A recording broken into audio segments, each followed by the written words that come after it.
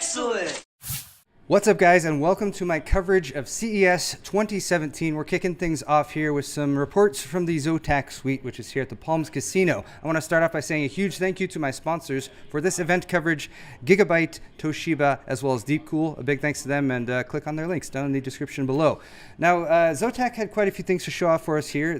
Currently, Joe is doing a demonstration playing some Gears of War 4 on this tiny little mini ITX system. Now, the system itself is pretty cool. It's got a Skylake Core i5 in there and everything, but the main thing that they're showing off is this graphics card, which you might look at and think, oh, that's like a cute little 1070 or 1060 or something.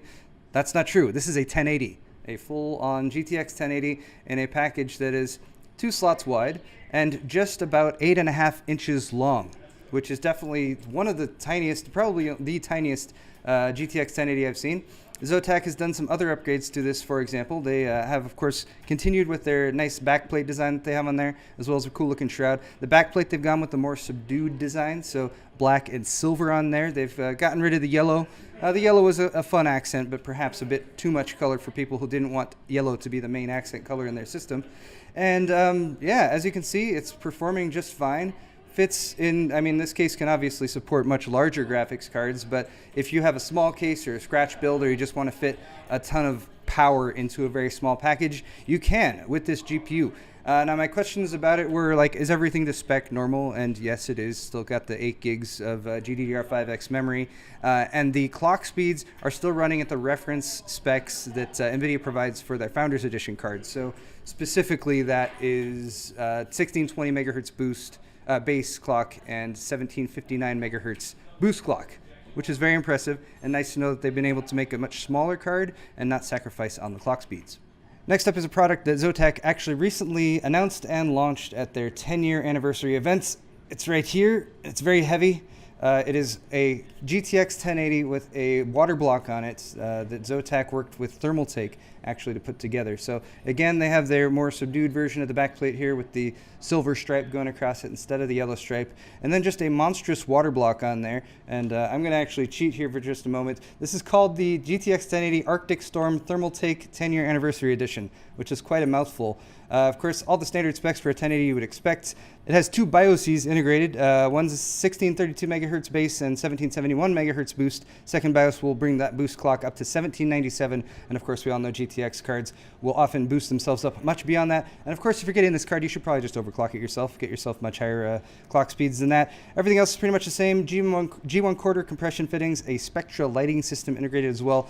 And that, again, all copper Thermaltake block in there. And a specially designed motherboard from Zotac with 16 power phase delivery. So a monstrous crazy card, and Zotac actually said they haven't had many people review this card so far. So let me know in the comments if you guys would be interested in me doing a specialty review of a graphics card that comes pre-equipped with a high-end water block like this one. Pretty cool card from Zotac.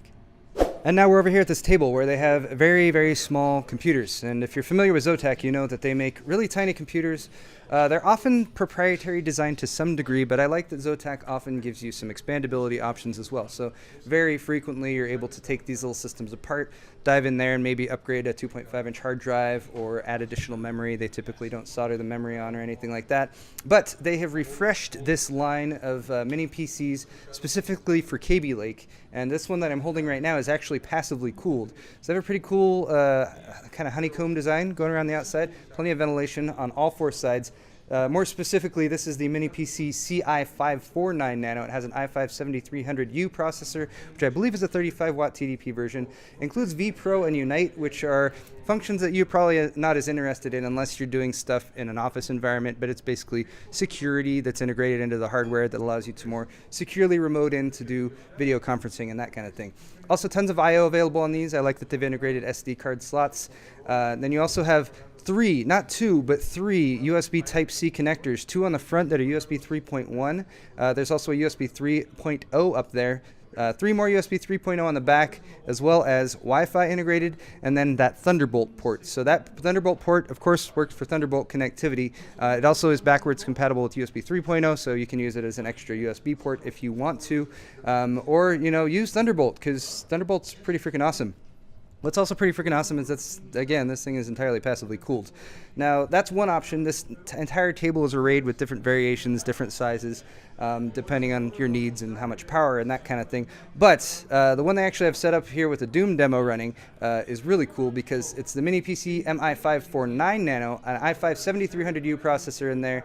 Of course, it's got Intel HD graphics. You know, the Kaby Lake processors have upgraded graphics for this generation, which is one of the, I guess, I don't want to say the few benefits, but you know, Kaby Lake. Go watch my video on Kaby Lake if you want to hear more about performance. But benefits and performance and features is additional support for Thunderbolt, as well as multiple M.2 devices, as well as the capability to do something like this. Tiny little box right here. It does have active cooling on this one. There's a little bit of a fan, but they have a Thunderbolt connection going up here to this little box, or perhaps slightly larger box, depending on your basis for comparison. This is what is currently known as the Zotac external graphics dock, which is, I believe, a working title. But basically, it's an external box that you can connect up via Thunderbolt to put a dedicated graphics card, a discrete GPU in, and then you can connect up something like a laptop or one of these little mini Zotac systems and use that as your GPU. So you can have a very small, lightweight, low-power system, and then if you want to switch over to some gaming, plug in this box, get yourself a full-size graphics card. It's got an integrated 400-watt power supply. And it's still a work in progress. They said that this outer shell is supposed to be a gunmetal gray, which is a little bit darker than what it is right now, which is more of a silver, which I think would probably be a better bet if they went that route. They do give you some extra connectivity in there, 3 USB 3.0 ports, of course that Thunderbolt 3 Type-C connector. There's some LED lighting integrated, and it supports up to 13-inch graphics cards and even triple slot graphics cards if you need something like that. Currently, this unit, again, is just a demo unit, so there's no active cooling, but they are going to put possibly 1, maybe 2 fans in there. They were talking about maybe integrating a handle up on there somehow. So this is still a work in progress. So I'm going to close this video by, again, asking you guys for some feedback. Let Zotac know what you think they should do with this box, because I like the concept of external graphics docks. It provides a lot more flexibility, especially if you're the type of person who likes to use a laptop everywhere and you still want to get some gaming in. And Lord knows we could use some competition for the Razer Core, because that thing is just really expensive. So let Zotac know what you think of this design. Of course, let Zotac know what you think of the other products that we've talked about today. Stay tuned for more coverage from CES 2017 coming right at you. And thanks for watching Paul's Hardware. Hit the thumbs up button on your way out.